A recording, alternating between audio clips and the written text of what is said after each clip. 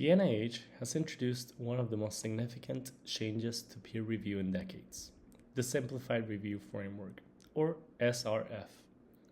The SRF was implemented starting January 25, 2025, and most major research grants, including R01s, are now evaluated under this new system. This change can feel intimidating, but this video will break down what we know so far to help you navigate this new process. The NIH has issued statements clarifying that the Simplified Review Framework only affects how reviewers evaluate applications. And while this process changes, it does not change how you should write your application or the materials you must submit. It is also important to note that the following grants will be affected, such as R01s, U01s, and the following phased awards. But not all grants will be affected. For example, F31 awards will keep their current review process. And if you'd like more details on which awards are affected, check the NIH's applicant guidance for the SRF.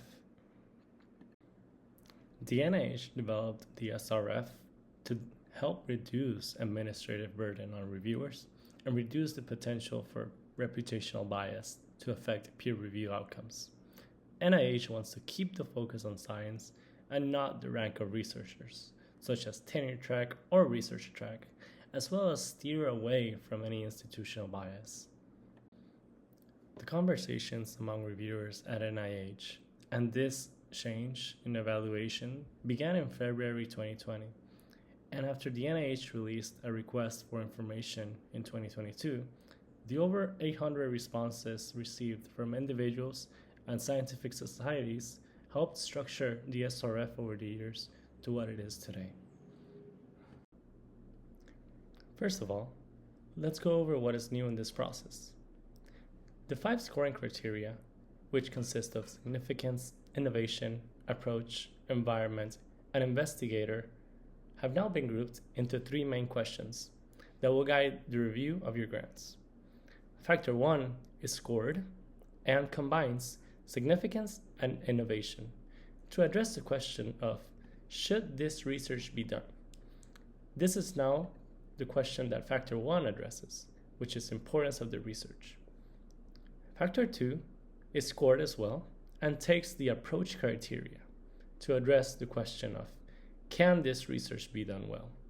And is now titled Rigor and Feasibility. Finally, Factor 3, which takes environment and investigator, is not scored. And this addresses the question of, are the expertise and resources in a place to do the research? Since this is not scored, the reviewers will simply mark appropriate expertise and resources or needs more, in which case they would provide comments. Therefore, the reviewed framework seeks to remove considerations of investigator rank and categorization of independence, as well as reputational factors. This means they focus on whether your team fits the project and not the scientific rank or reputation. Now, to better understand the overall impact of the 2 scored factors, Factor 1 and Factor 2, we'll go over an example of something critical to consider.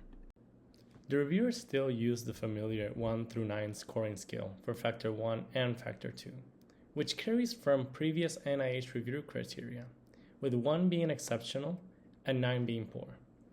In addition, the reviewers will continue to provide an overall impact score of 1 through 9 in consideration of the review criteria.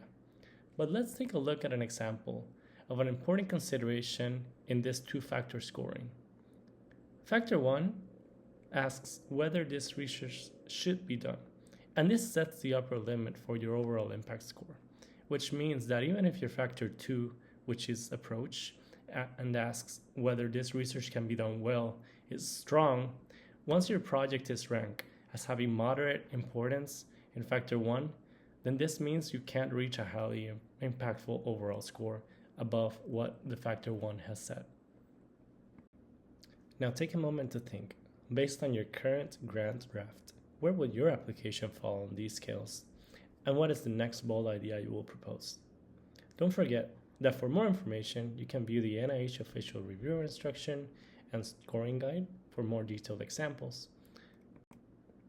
And finally, for more informational content like this, please visit the Grant Service and Analysis Office website by scanning the QR code. And if you need more specialized support, contact them at msgrants@umich.edu. Thank you very much.